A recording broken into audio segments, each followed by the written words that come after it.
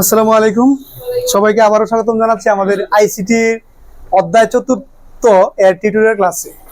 তো আইসিটি অধ্যায় চতুর্থ হচ্ছে এইচটিএমএল, আমাদের আইসিটির সবচেয়ে ইম্পর্টেন্ট একটা অধ্যায়, যেটা হচ্ছে বিশেষ করে কম্পিউটারের যে ওয়েব ভিত্তিক যে কাজগুলো করা হয় বা ওয়েবসাইট ভিত্তিক যে ওয়েবসাইট তৈরি করা হয় কিংবা বিভিন্ন ধরনের ওয়েবসাইটের যে বিভিন্ন ধরনের ডেভেলপমেন্ট করা হয়, এটার উপর সবচেয়ে ইম্পর্টেন্ট ক্লাস হচ্ছে এইচটিএমএল। আর এইচটিএমএলটা নিয়ে আজকে আমরা আলোচনা করব।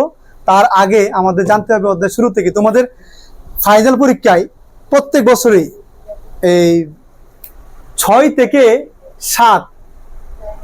থেকে 7 মার্কের একটা থিওরি প্রশ্ন আসে, আর প্র্যাকটিক্যাল প্রশ্ন আসে এরকম 7 থেকে 8 মার্কের।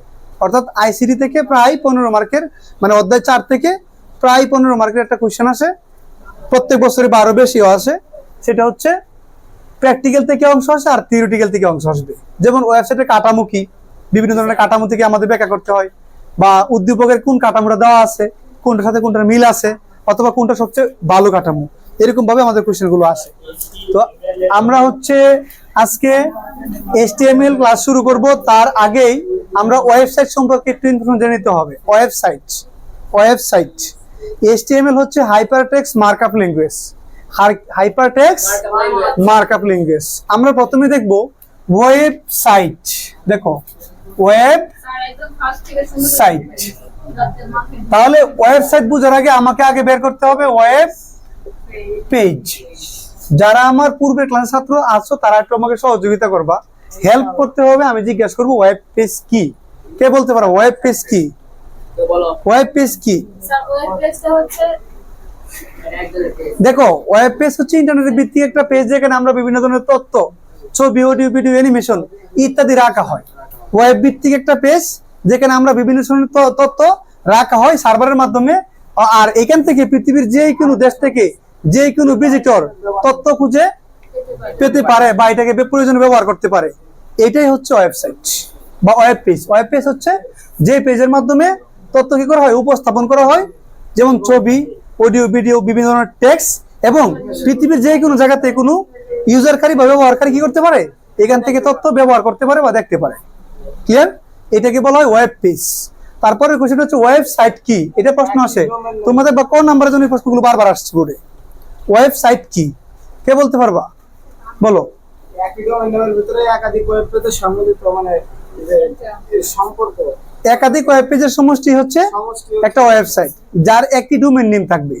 তার মানে একই ডোমেইনের অধীনে, সংখ্যাটা হচ্ছে একই ডোমেইনের অধীনে একাধিক ওয়েব পেজের সমষ্টি হচ্ছে ওয়েবসাইট। ডোমেইন নেম হচ্ছে ওয়েবসাইটের নাম। আমরা সামনে যাচ্ছি। একই ডোমেইনের অধীনে একাধিক ওয়েব পেজের সমষ্টিকে কি বলা হয়? ওয়েবসাইট বলা হয়। এটাকে সবাই খাতার মধ্যে লিখে রাখবা। একই ডোমেইনের অধীনে একাধিক ওয়েব পেজের সমষ্টিকে বলা হয় কি? ওয়েবসাইট। ওয়েবসাইটের ভিতরে আমরা 3টি অংশ খুঁজে পাবো।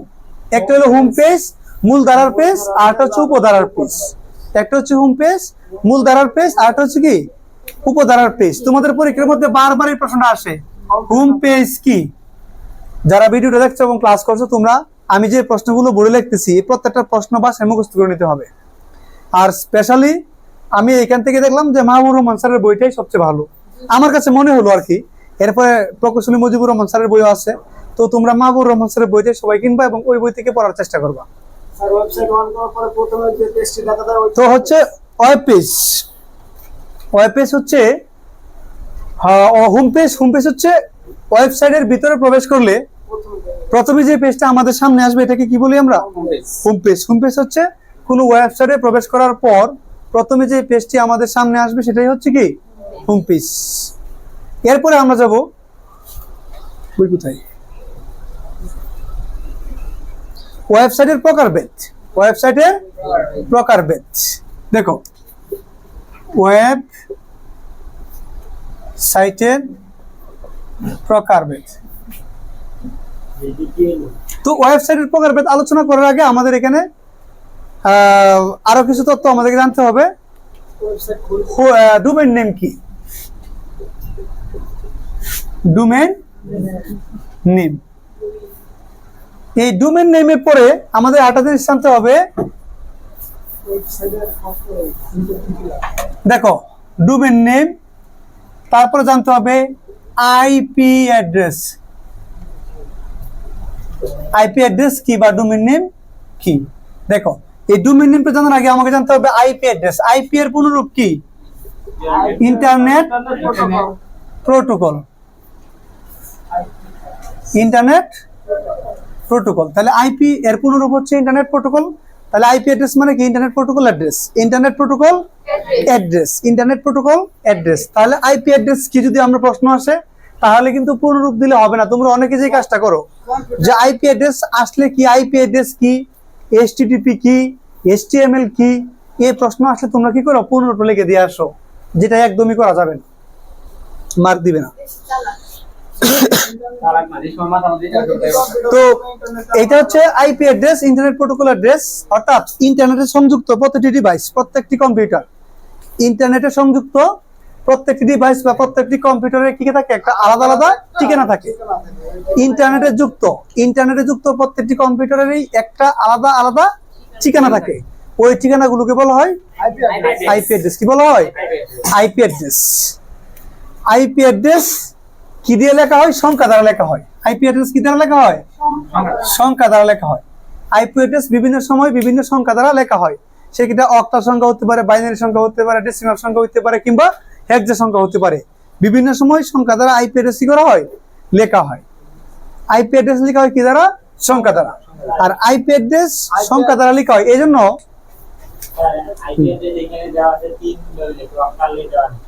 অক্টালে আছে। তো আইপি অ্যাড্রেস বিভিন্ন সংখ্যা দ্বারা লেখা হয়। যেহেতু আমরা পৃথিবীর, আমার ওয়েবসাইটে কেউ প্রবেশ করতে চাইলে আমার আইপি অ্যাড্রেস লিখে তারপরে ক্লিক করতে হবে। এখন সবাই তো আইপি অ্যাড্রেস মুখস্থ করে রাখতে পারে না। আইপি অ্যাড্রেসকে সহজে মুখস্থ করে বা সহজে মানে মনে রাখার জন্য কিছু ইংরেজি লেটার ব্যবহার করা হয়, কিছু ইংরেজি বর্ণ ব্যবহার করা হয়। কি ব্যবহার করা হয়? আইপি অ্যাড্রেসকে সহজে মনে রাখার জন্য কিছু ইংরেজি অক্ষর বা লেটার ব্যবহার করা হয়, যেগুলোকে সংক্ষেপে বলা হয় ডোমেইন নেম। তার মানে আইপি অ্যাড্রেস মনে রাখা, মুখস্থ রাখা কঠিন, তাই এটাকে সহজে মনে রাখার জন্য ইংরেজি কিছু অক্ষর ব্যবহার করা হয় বা বর্ণ ব্যবহার করা হয়। এই ক্যারেক্টার ফর্মে দেওয়া বর্ণগুলোকেই বলা হয় ডোমেইন নেম বলা হয়। ক্লিয়ার? তাহলে ডোমেইন নেম কি? ডোমেইন নেম হচ্ছে, অর্থাৎ আইপি অ্যাড্রেসের সংক্ষেপ নাম হচ্ছে ডোমেইন নেম। আইপি অ্যাড্রেসের পরিবর্তে যখন ইংরেজি কোনো অক্ষর বা বর্ণ দিয়ে কোনো নাম লেখা হয়, সেটাই হচ্ছে ডোমেইন নেম। সেটাই হচ্ছে কি? Domain name.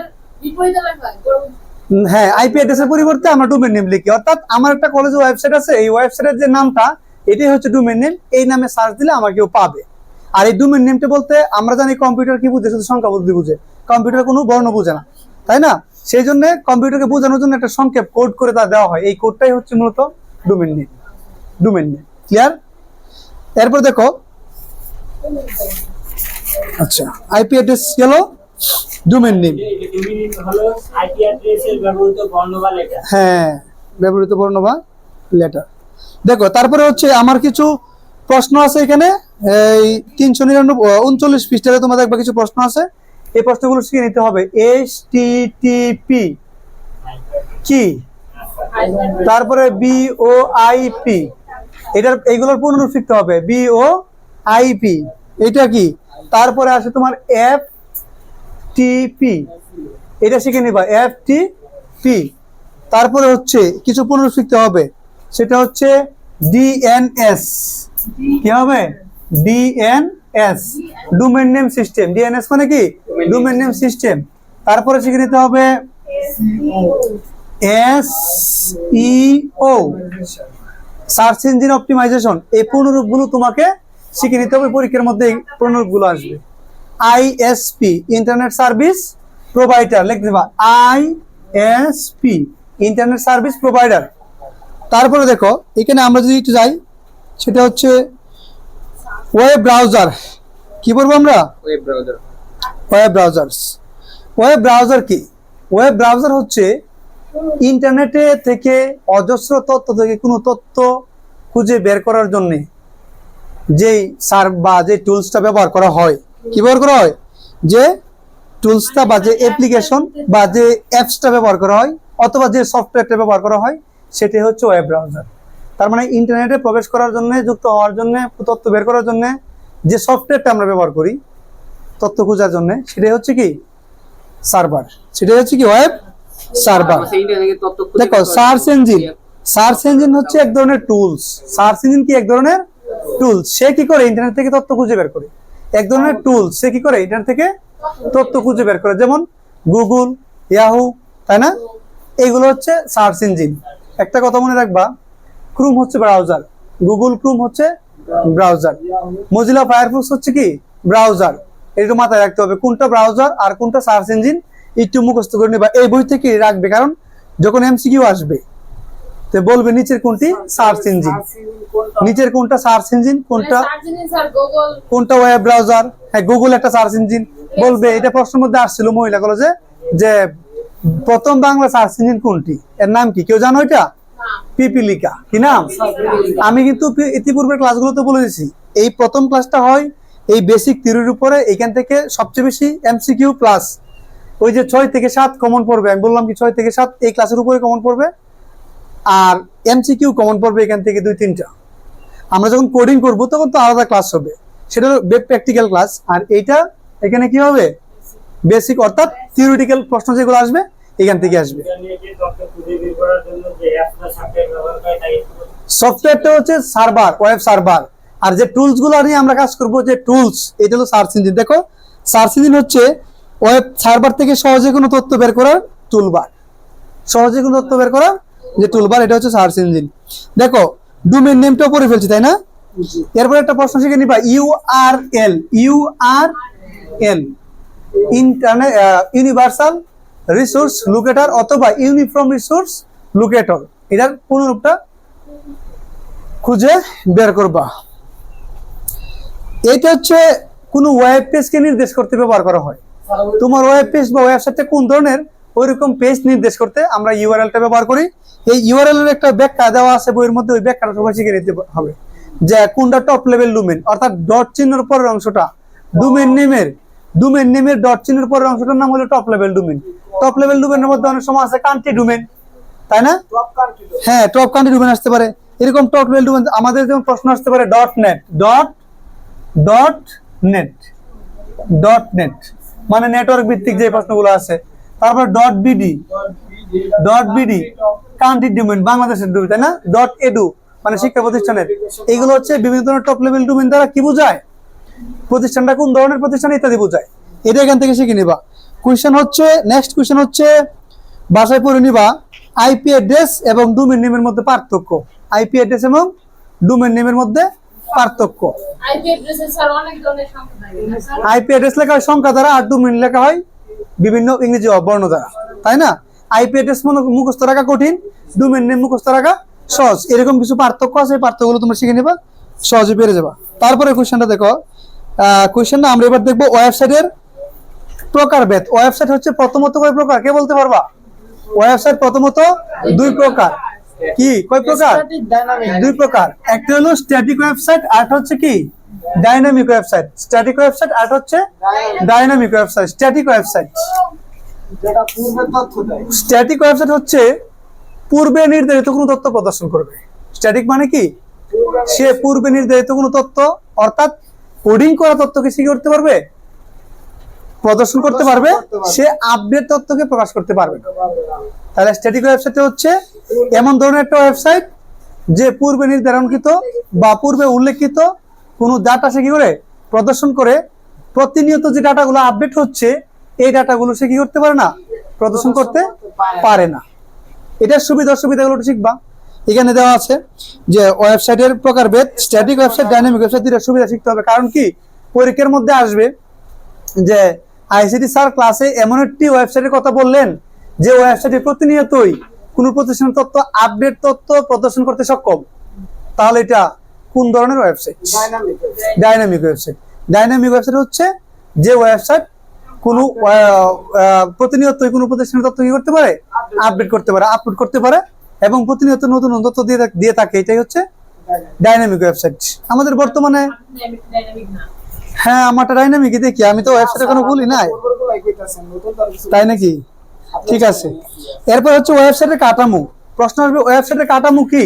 তাহলে তোমরা একটা কাজ করবা, ওয়েবসাইটের প্রকারভেদ দুইটা না, স্ট্যাটিক এবং ডাইনামিক। স্ট্যাটিক এবং ডাইনামিক ওয়েবসাইটের পার্থক্য শিখে নিবা।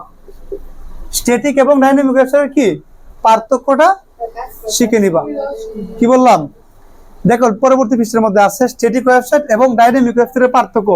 যদি কেউ স্ট্যাটিক এবং ডাইনামিক ওয়েবসাইটের পার্থক্যটা শিখে নিতে পারো, উদ্দীপক যেভাবে আসুক না কেন তোমরা পারবা, এবং মাস শিখতে হবে। তারপরে দেখো ওয়েবসাইটের কাঠামো, ওয়েবসাইটের ওয়েবসাইটের কাঠামো, ওয়েবসাইটের কাঠামো, ওয়েবসাইটের কাঠামো। আচ্ছা ওয়েবসাইটের কাঠামো কি? দেখো আমি যদি কোনো একটা ওয়েবসাইট তৈরি করি, তাহলে এই ওয়েবসাইটটা ইন্টারনেটে কিভাবে সাজানো হবে, আমার ওয়েবসাইটের ধরনটা কি হবে, এই ধরনটা আমি কিভাবে উপস্থাপন করব, এইটাকে মূলত বলা হয় ওয়েবসাইটের কাঠামো। অর্থাৎ কোনো ওয়েবসাইট কিভাবে তৈরি করা হবে বা তথ্যগুলো কিভাবে রাখা হবে, ওই যে নির্দেশকটা আছে এটাই হচ্ছে ওয়েবসাইটের কাঠামো। এখানে সঙ্গে লেখছে যে কাঠামোতে কোনো ওয়েবসাইট তথ্যগুলোকে রাখা হয়, ওয়েবসাইটের কোনো তথ্য আমি যে কাঠামোগুলোকে রাখা হয় সেটাই হচ্ছে ওয়েবসাইটের কাঠামো। ওয়েবসাইটের কাঠামো হচ্ছে 4 প্রকার। কয় প্রকার? 4 প্রকার। কি কি? প্রথম হচ্ছে হায়ারার্কিক্যাল কাঠামো। কি কাঠামো? হায়ারার্কিক্যাল কাঠামো। পরেরটা কি? নেটওয়ার্ক বা ওয়েব লিংক কাঠামো। নেটওয়ার্ক বা ওয়েব লিংক। তারপরে হচ্ছে লিনিয়ার বা সিকোয়েন্সিয়াল কাঠামো। লিনিয়ার বা সিকোয়েন্সিয়াল কাঠামো। তারপরে হচ্ছে হাইব্রিড বা কম্বিনেশন কাঠামো। হাইব্রিড বা কম্বিনেশন কাঠামো। এই অংশ থেকে 6 মার্কের প্রশ্ন আসবেই, মাস্ট। ওয়েবসাইটের কাঠামো থেকে আমরা নেক্সট ক্লাস শুরু করব। ওয়েবসাইটের কাঠামো, এই 4টা কাঠামো চিত্র সহ, অর্থাৎ আমরা দেখছি বিগত সালে যতগুলো বোর্ড কোশ্চেন আছে এখানে চিত্র সহ ওয়েবসাইটের কাঠামোগুলো আসছে, এবং এখান থেকে 6 থেকে 7 মার্কের কোশ্চেন আসবে। সবাই ওয়েবসাইটের কাঠামোগুলোকে প্রয়োজন পড়ে মুখস্থ করে ফেলবা। ঠিক আছে, সবাইকে ধন্যবাদ। দেখা হবে আবার পরবর্তী ক্লাস।